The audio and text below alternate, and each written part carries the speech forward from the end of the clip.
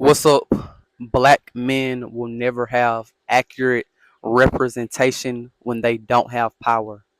The winner gets to rewrite history. Now, you are a black man trying to self improve and gain a grounded identity in being a black man. I have a deep dive guide on all the things of learning who to look up to in black history, eating healthier, having a more calisthenics based workout, becoming more financially literate, and also learning to come together with other black men on a week to week basis to self improve and gain a grounded identity in being a black man. If you're interested in that as a black man, you know that you need to be the strongest version of yourself.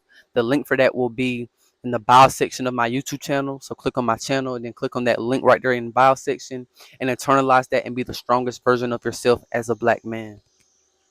Now, when we start to look at history and black men, and when you look at white history even, we start to see that the people who colonize, the people who win the wars, the people who have victory, those are the people who get to rewrite history.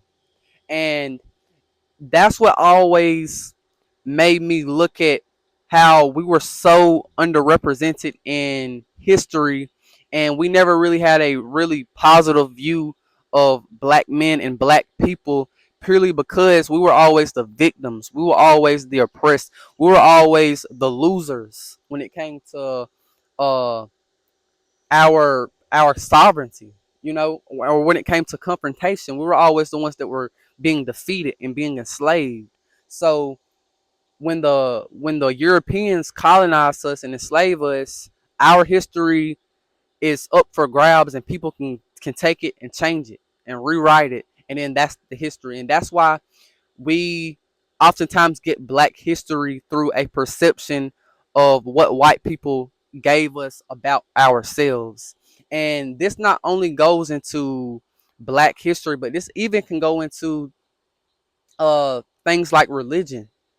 Because what people don't understand is uh when it comes to the Bible is the Bible that was in, or the Christianity that was in Africa before Europe was a different Christianity. That's not the Christianity that black people of the majority of recent history have ever believed in.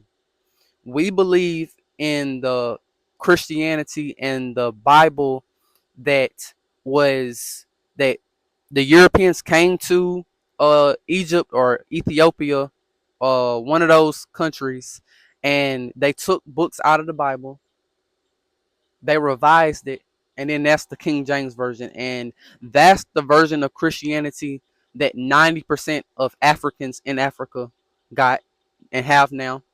Same thing for Americans, Black Americans. And so I'm only giving that example when it comes to religion, is to understand that the people in power have the power to rewrite history.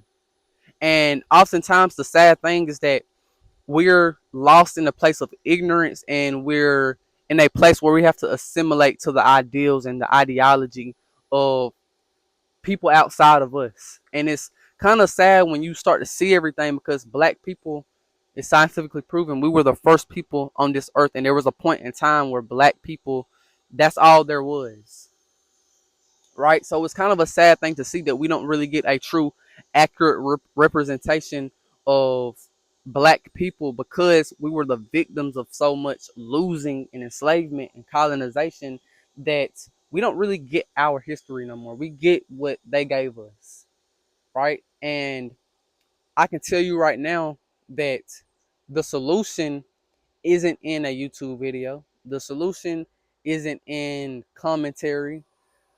The solution is when you organize and you build something just as powerful as what the enemy has, and you don't yield to the government. The black man does not yield to the government, doesn't yield to America, right?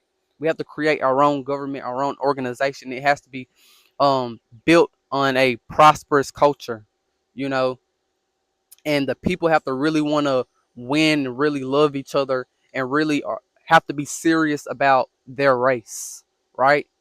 And the video I made, the video I made, last videos I made, I talked about how we need more men who are serious about their race, right? Because we kind of lack that, and the only time we really see that is we see it in a political view, and you have to understand that politics, when it comes to black people, it's not really a place where you're doing that much, in my opinion.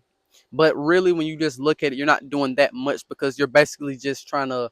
That's it's representation, right? But well, let me stop right there because I don't want to get off track with what I'm mainly talking about. The main thing I'm talking about is we're at a place where we have a altered identity, and we truly are in a place where we have to create our own culture, create our own identity with a lot of things, specifically when it comes to black Americans, because so much of who we are was taken away from us, and we really don't get a true account of black history in general, black American history obviously, but black history in general, right? Because Africa is the most colonized continent. And it kind of mind boggled me when you start to look at everything and look at how much the true history of the real people of Africa has been switched and changed and altered so much that we are put in a place where it's people in Africa who are not African, but they consider themselves African. You get what I'm saying? So that just lets you know how bad things are for us. And if we don't get serious and gain actual power and come together on a specific ideology, we're not gonna make it, right? Because the scary thing about all of this is that the white man, our enemy, has never changed. He hasn't changed. And his mechanisms may have changed and the way he does things have changed, but his nature has not changed. So I believe there's only a matter of time before a real true revolution starts off, and the white people will be organized. The government is going to be there, right? That's the white people, and then other white organizations are going to be there, and we have to understand that black people, we have to organize when it comes to our improvement and our not only our personal and individual improvement, but the community improving, our race improving on a global level and in our country and as individuals, right? And so many times we can see that the white people were organized for hate. They were organized just because they don't like black people. But we have to understand that we have to organize to rise. We have to organize to improve, right? And to defend and to create. But it starts with the basics of just coming together to self improve and to personally develop and let go of our egos so that we can all win. Because the goal is not for me to win by myself or for you to win by yourself as a black man, but it's the key is for all of us to win. And I understand it's hierarchy within everything, but really, if we're not doing it together, and we're not winning together, then it's just not right. It's not going to help us really if one person is winning, because we've already seen black people in general. Yeah, there's plenty of people, individual black people who have won, and how much have they had to bring? How much have they tried to bring up other black men, other black people, right? So that's pretty much all I got to say. Peace out.